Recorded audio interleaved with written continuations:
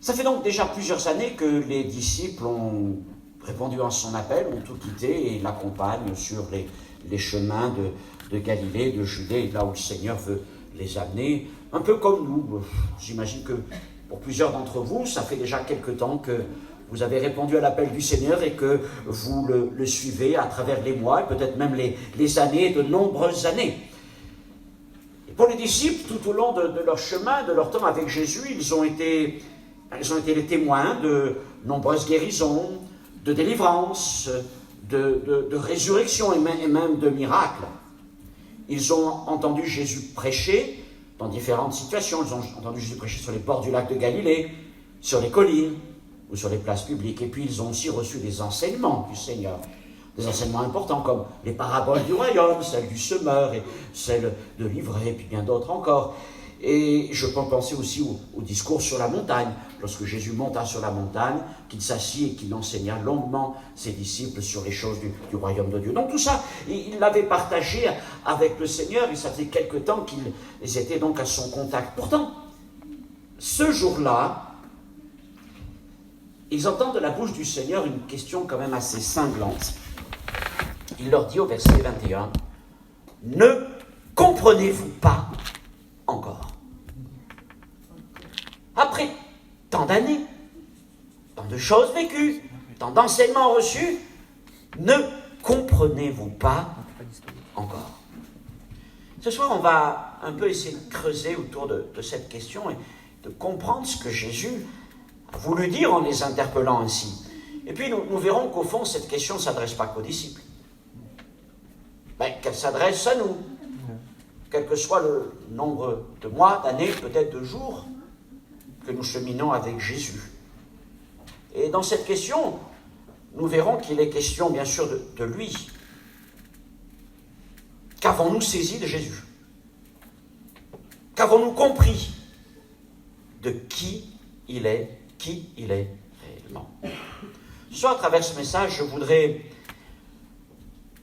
vous ramener à l'essentiel, vous ramener à Jésus, avec le désir de nous amener à vouloir approfondir notre relation avec lui. Pas simplement notre connaissance de lui, mais notre relation avec lui. Et peut-être de vous amener à réaliser, même vous qui avez parfois plusieurs années de marche avec le Seigneur, que le ministère de Jésus et la personne de Jésus sont beaucoup plus étendus, vastes que ce que nous l'imaginons. Avez-vous soif de connaître Jésus davantage? C'est ce que nous allons essayer de voir ensemble ce soir. Alors, reprenons un peu notre histoire. Donc, j'ai lu à la fin, parce que je ne voulais pas être trop long dans cette lecture, je me suis placé à la fin de cet épisode que nous appelons la seconde multiplication des pains, où, avec 7 pains qui lui ont été apportés, Jésus a donc nourri toute une foule de 4000 hommes, plus tous ceux qui étaient là avec ses hommes, femmes et enfants, et il ne les a pas simplement nourris de quelques miettes, mais il est écrit même qu'ils furent rassasiés. Donc, ils avaient bien mangé comme j'ai bien mangé à midi. Merci. La foule a été rassasiée. Et le texte dit même qu'il restait 7 corbeilles pleines de pain. 7 corbeilles. Lui, il avait 7 pains, ils ont nourri la foule, et maintenant, après que Jésus ait prié et multiplié les pains, il y avait même 7 corbeilles qui restaient de pain.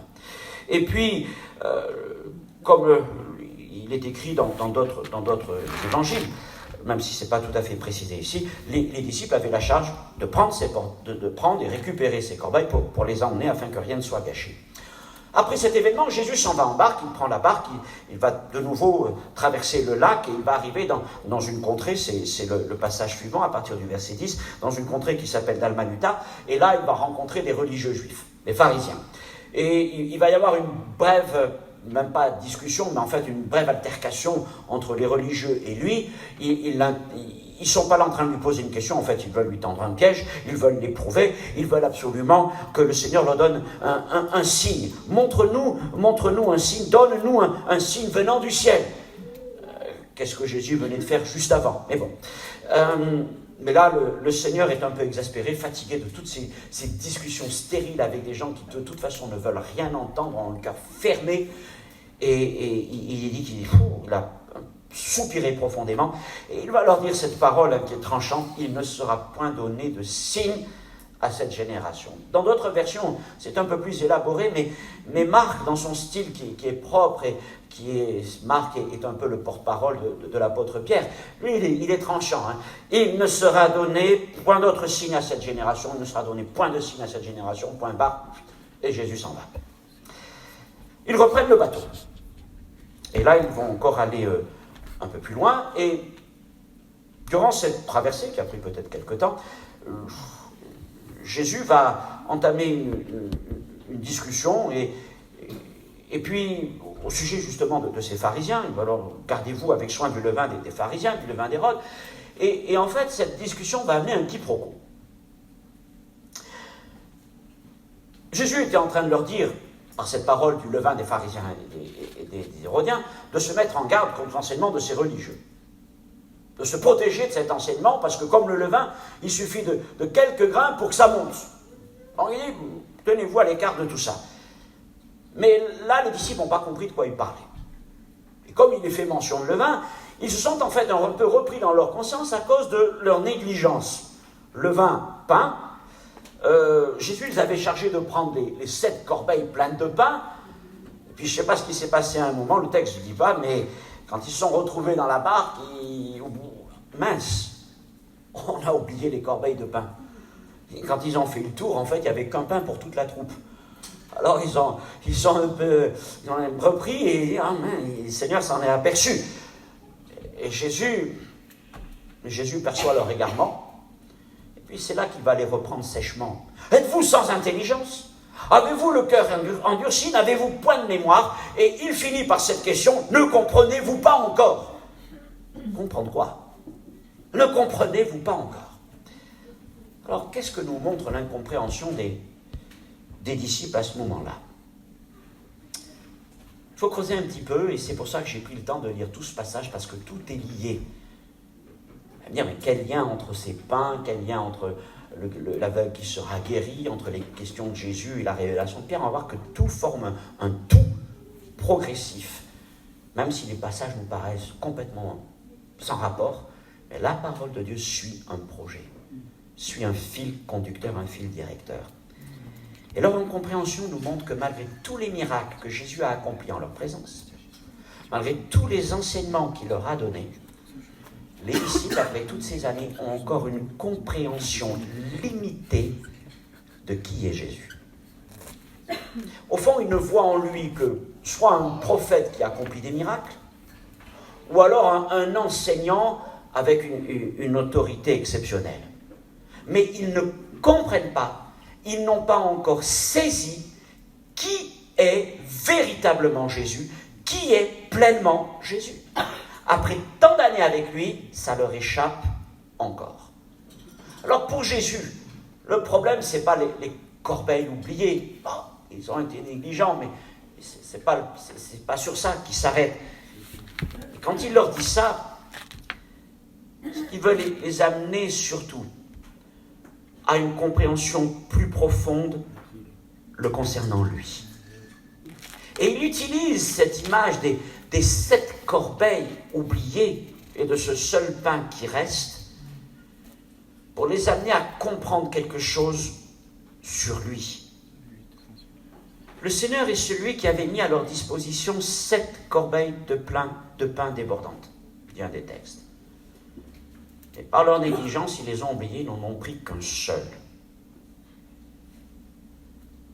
C'est 7 pains, 7 le chiffre de la plénitude, c'est 7 corbeilles de pain, 7 corbeilles débordantes remplies jusqu'à ras-bord, nous parlent de la perfection de Jésus, de l'étendue de sa personne, de ses qualités de cœur, de son ministère. Et Jésus met à la disposition des disciples ces 7 corbeilles. Malheureusement, au bout de quelque temps, ils se rendent compte qu'ils n'en ont qu'un entre les mains. Jésus est le pain véritable. Le pain descendu du ciel, le pain de vie.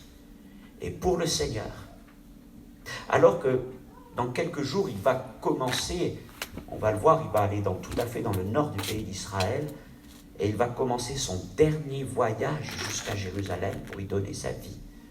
Pour Jésus, à ce moment-là, après tant d'années avec les disciples, il n'est plus question que les disciples soient encore dans l'ignorance ou la négligence le concernant à lui. Mais nous ne sommes-nous pas aussi un peu dans cette situation? Parfois, nous nous satisfaisons de quelques bribes de connaissances concernant Jésus. En quelque sorte, nous nous satisfaisons d'un pain le concernant, quand le Seigneur met à notre disposition 7 corbeilles de pain débordantes. Certains vont dire, je crois que Jésus guérit. C'est vrai, Jésus guérit, c'est un pain. Mais il y en a d'autres. D'autres vont dire, mais je crois que Jésus est mort pour moi à la croix. Ah, ça c'est un pain très important, hein. Mais il y en a d'autres aussi. Il y a bien d'autres pains, il y en a une multitude. Il y en a des corbeilles débordantes. Qu'en est-il du pain de la Seigneurie de Jésus? Qu'en est-il du pain de sa messialité? Qu'en est-il du pain de sa nature divine? Qu'en est-il du pain de son règne à venir? Et tout ça, ce sont autant de pains qui concernent Jésus, qui nous parlent de Jésus. Et nous devons réaliser que nous-mêmes, si nous sommes négligents quant à ces pains que le Seigneur met à notre disposition, mais que nous laissons de côté, pourrait venir le moment où il nous adresse le même reproche. N'as-tu pas encore compris? Parce qu'il ne s'agit pas simplement de connaissances théologiques, doctrinales, bibliques. Il s'agit en fait de grandir dans la foi. Parce que la foi véritable grandit dans la connaissance de Christ. De qui est Christ? Non pas simplement avec l'intellect, mais avec le cœur. Mais ces choses, il faut les approprier. Ce pain doit être mangé. Il imprègne notre corps tout entier. Ce pain de vie. Et nous ne pouvons pas, même si ce pain que nous avons goûté, que nous avons reçu du Seigneur, et je crois que quelque part dans notre marche avec le Seigneur, dans notre rencontre avec Christ, nous avons tous reçu un pain. Il y a un pain auquel nous sommes attachés parce qu'il a marqué notre vie. Ah, moi, c'est ce pain que j'aime. Oui, il est bon, il est goûteux, il est savoureux. Ah, c'est peut-être un beau pain façon, un beau pain de campagne, un beau pain complet. Ah, c'est un très beau pain. Mais as-tu goûté cet autre pain?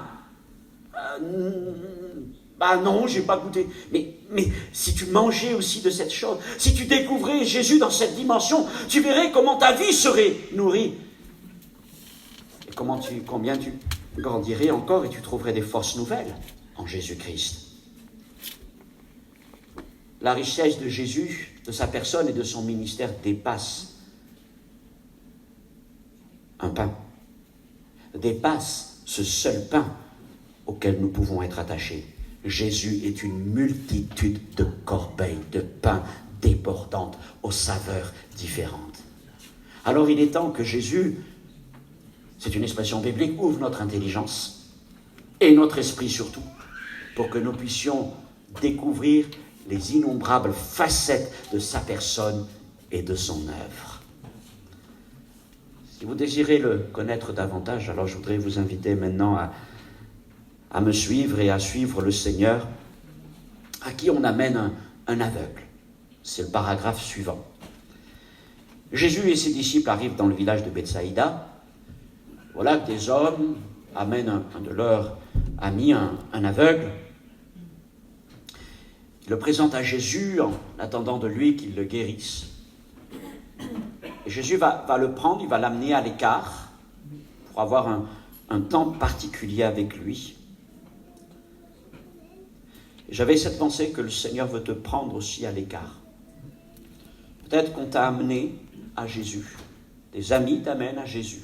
T'encouragent à aller vers lui et tu es un peu comme cet aveugle, aveugle aux choses de Dieu, aux réalités célestes, éternelles. Tu n'en es jamais vraiment soucié, mais voilà qu'on t'amène à les considérer. Mais le Seigneur voudrait avoir maintenant un temps à part avec toi, une rencontre personnelle avec toi, un temps où il va agir dans ta vie d'une manière puissante et extraordinaire. Or, la guérison de cet aveugle est tout à fait unique. Dans son genre, pas simplement parce que c'est un aveugle que Jésus guérit, Jésus a guéri d'autres aveugles, mais parce que c'est la seule guérison qui s'accomplit en 2 temps. Alors surtout, n'y voyons pas là un manque de puissance de Jésus, comme si Jésus s'était manqué la première fois. Si Jésus s'y prend à 2 fois, c'est parce qu'il veut nous enseigner quelque chose. Alors que fait le Seigneur? Il va prendre de sa salive, il va le mettre sur les yeux de l'aveugle, il va lui imposer les mains une première fois, et puis quelque chose se passe. Les yeux de l'aveugle commencent à s'ouvrir. Malheureusement, sa vision reste très imprécise. Il voit les hommes comme des arbres. Ça nous laisse penser que ce n'était pas un aveugle de naissance. Il savait ce que c'était un arbre, parce qu'un aveugle, il ne sait pas forcément à quoi ressemble un arbre s'il a été aveugle toute sa vie, vous êtes d'accord? Il commence à revoir. Mais un homme comme des arbres, vraiment, la vision est très floue. Mais nous-mêmes, ne sommes-nous pas, comme les disciples d'ailleurs, semblables à cet homme? Nous étions aveugles, puis un jour le Seigneur a posé sa salive, sa parole, sur nos yeux. Le Seigneur a commencé à ouvrir nos yeux, comme il avait commencé à ouvrir les yeux des disciples, depuis ce temps-là. La grâce du Seigneur s'est manifestée pour cet homme, elle s'est manifestée pour nous, elle s'est manifestée pour les disciples aussi. Mais souvent, comme les disciples, eh bien, malgré tout, nous continuons à dire, oui, je vois la vie chrétienne, je vois, mais c'est un peu fou. Je vois d'une manière troublée.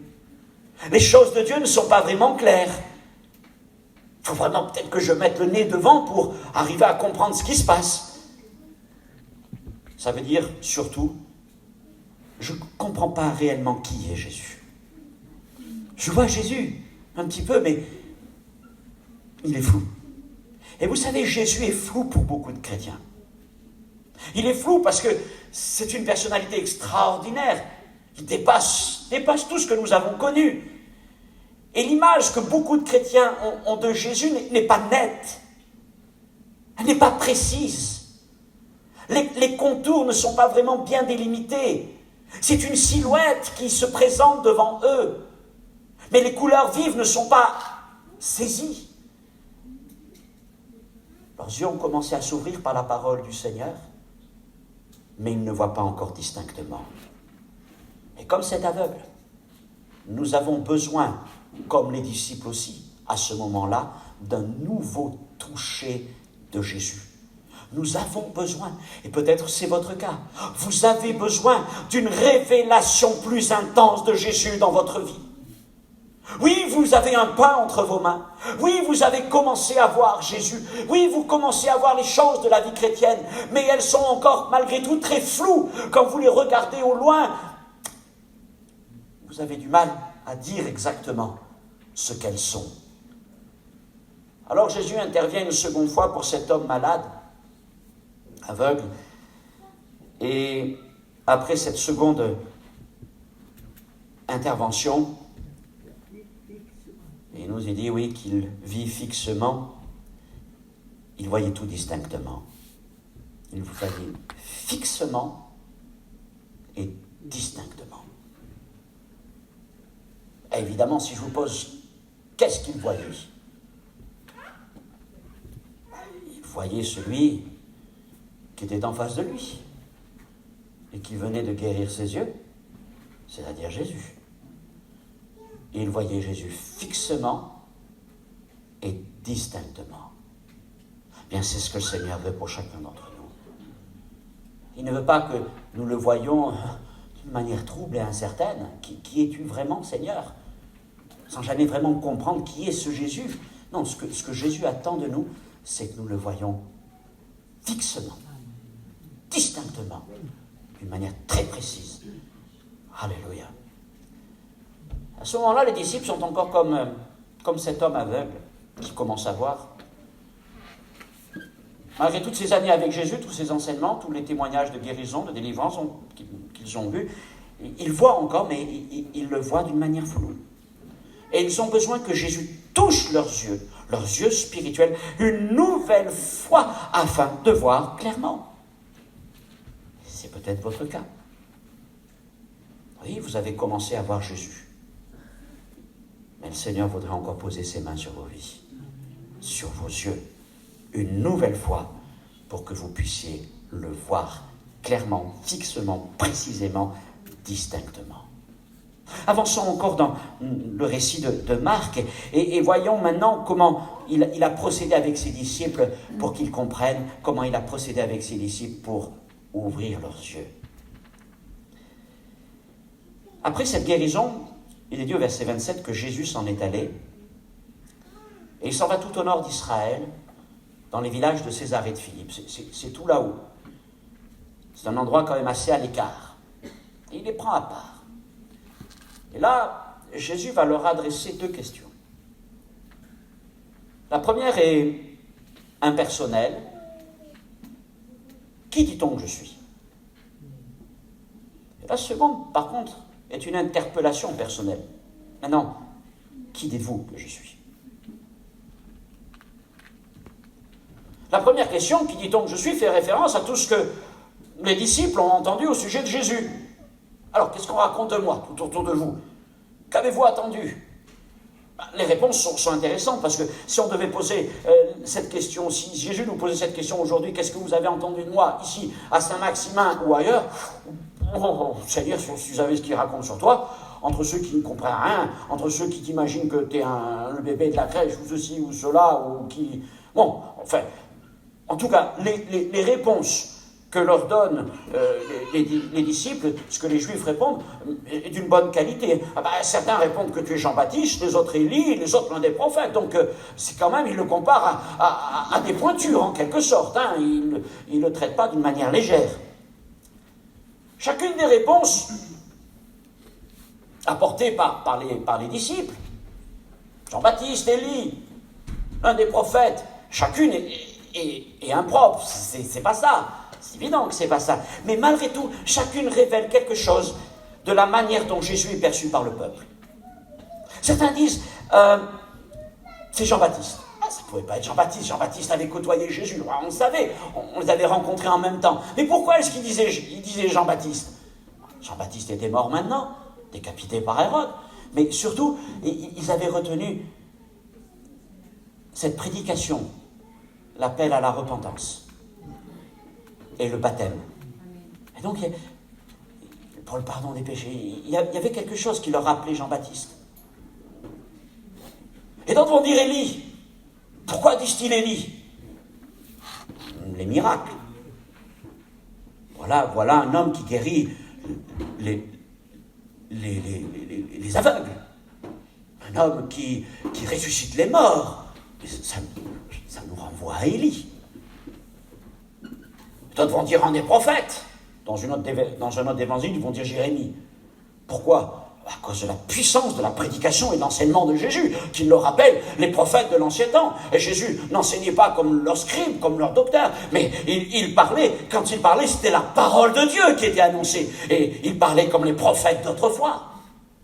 Donc c'est pour ça qu'ils répondent. Finalement, on se rend compte que les gens du peuple ont saisi quelque chose de particulier au sujet de Jésus en fonction de leur expérience personnelle. Certains ont entendu l'appel à la repentance qui a marqué leur cœur. Alors, il me rappelle Jean-Baptiste. D'autres peut-être ont été guéris par le Seigneur. Il me rappelle Élie. D'autres ont entendu sa prédication, son enseignement. Il me rappelle l'un des prophètes.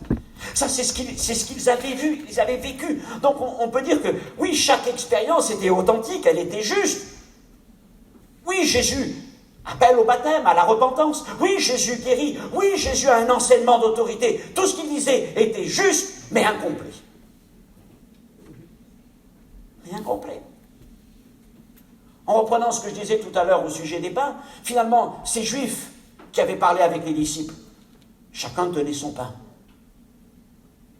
L'un tenait le pain de l'appel à la repentance, l'autre tenait le pain de la guérison, l'autre tenait le pain de l'enseignement de la parole prophétique, mais en même temps, ils en laissaient une multitude derrière eux. Et puis vient cette seconde question. Parce que le Seigneur a utilisé la première surtout pour servir de tremplin vers la deuxième, parce que c'est la deuxième qui l'intéressait. Ok, voilà, c'est bien ce qu'il dit sur moi, ok, très bien. Mais maintenant, vous, que dites-vous de moi?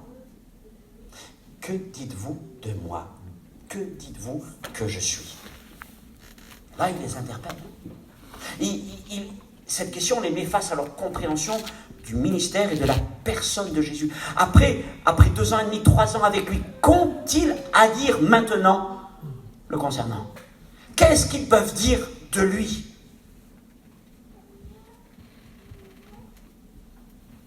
Et si le Seigneur nous posait la question, personnellement, c'est plus facile de répondre ce que les autres disent. Maintenant, si le Seigneur nous... Toi, que dis-tu que je suis? Que dis-tu que je suis?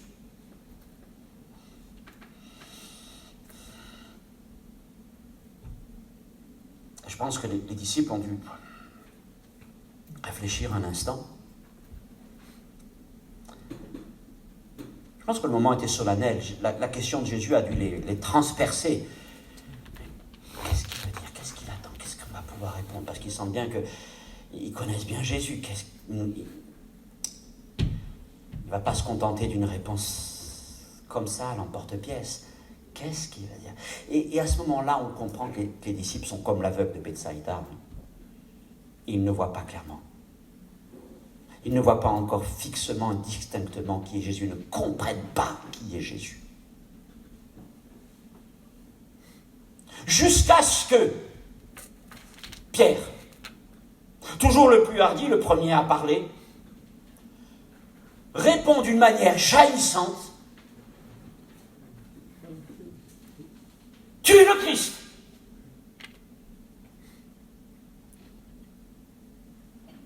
C'est moi qui dis ça. Tu es le Christ, le Fils du Dieu vivant.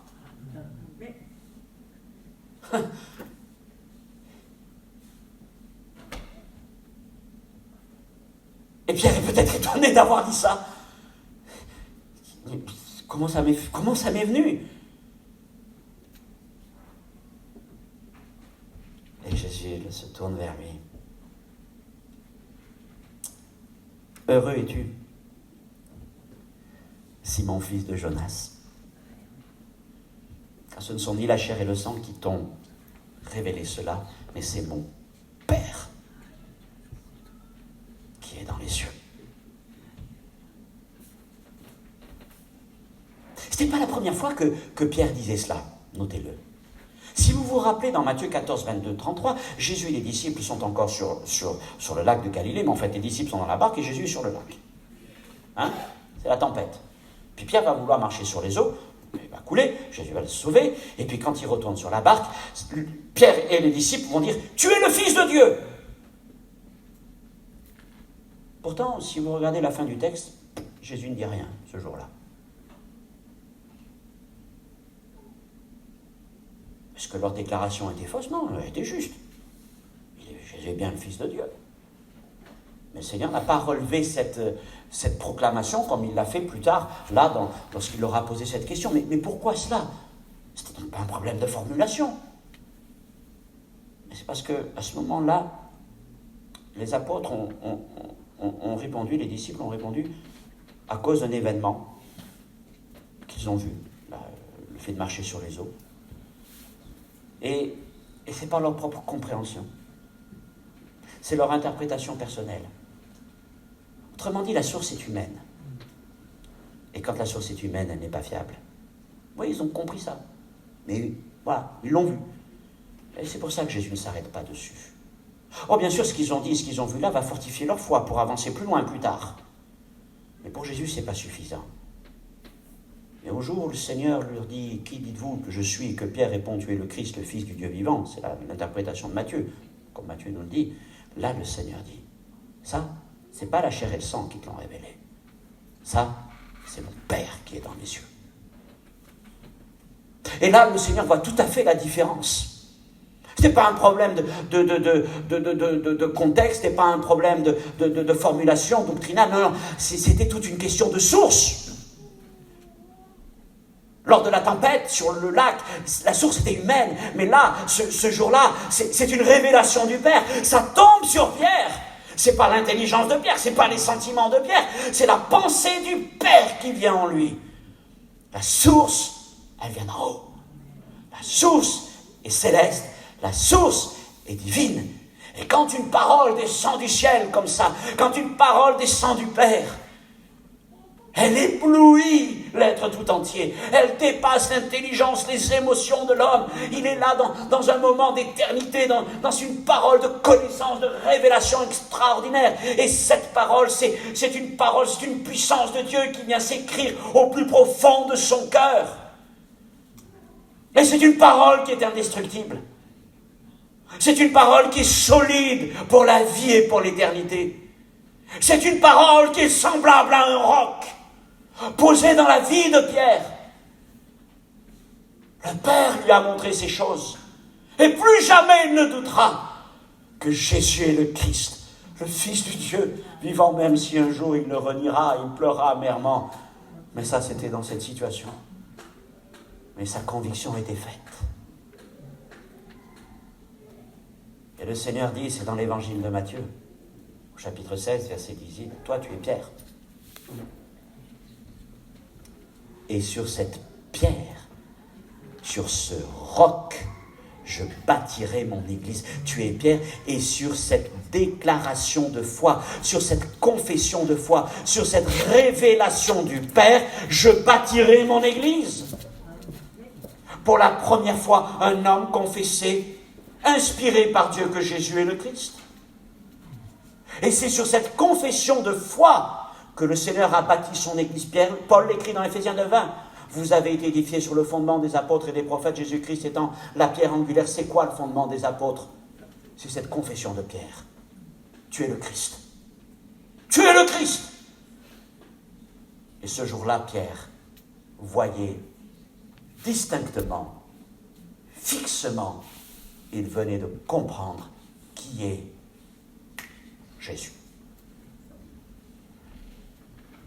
Voyez-vous, mes amis, mes frères et sœurs, les miracles, les prédications, les enseignements ne nous permettront jamais de comprendre qui est véritablement Jésus. On pourra lire plein de choses dessus.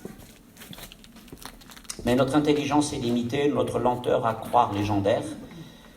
Et ce dont nous avons besoin dans notre vie, c'est d'une révélation personnelle de Dieu quant à la personne de Jésus. Une révélation personnelle de Dieu qui vient déchirer le voile, qui vient briser les ténèbres, qui vient rompre la cécité et guérir nos yeux. Voyez-vous, jusque-là, les disciples et Pierre se nourrissaient chacun d'un pain, à la manière de tous les autres juifs. Mais ils en négligeaient bien d'autres, une multitude, une plénitude. Mais à partir de cet instant-là, les disciples qui bientôt deviendront des apôtres ont commencé à se nourrir de toutes les corbeilles de pain que Jésus mettait à leur disposition. J'ai faim, Seigneur. J'ai faim de toi. J'ai encore plus faim de toi. Et à notre tour, Jésus nous adresse donc les mêmes questions. Qui dit-on de moi autour de vous? Mais surtout, que dites-vous de moi? Faites pas ça pour tester nos connaissances, c'est pas un quiz doctrinal. Mais il veut nous amener une fraîche révélation de sa personne. Oui, son désir, c'est que nous nous connaissions davantage. Parce qu'en connaissant Jésus, nous apprenons à connaître le Père. Il n'est pas possible de connaître le Père sans connaître Jésus. Et plus nous connaissons Jésus, plus nous nous connaissons nous-mêmes. Les gens cherchent à se connaître eux-mêmes. Mais la vérité biblique, c'est que pour se connaître, il faut connaître Christ. Et en découvrant l'étendue de la personne de Christ, on découvre aussi l'étendue de qui nous sommes en Christ. Une nouvelle créature en Jésus. Non, le Seigneur ne veut pas que nous nourrissions simplement d'un pain. Et il ne se contente pas que nous voyions les choses de la vie chrétienne, et particulièrement les choses qui le concernent d'une manière floue, incertaine, peu sûre. Il veut que nous voyions fixement, distinctement, et que nous prenions toutes les corbeilles de pain. Je vais demander à les musiciens de monter, si vous voulez bien, les gars. Je vais aller dans Jean 6. C'est un des passages. Si tu peux afficher les versets au fur et à mesure. Jean 6, 27. C'est un des passages sur la multiplication des pains. Jean 6, 27. Voilà ce que Jésus dit. Jean 6, 27. Travaillez non pour la nourriture qui périt, mais pour celle qui subsiste pour la vie éternelle, et que le Fils vous donnera.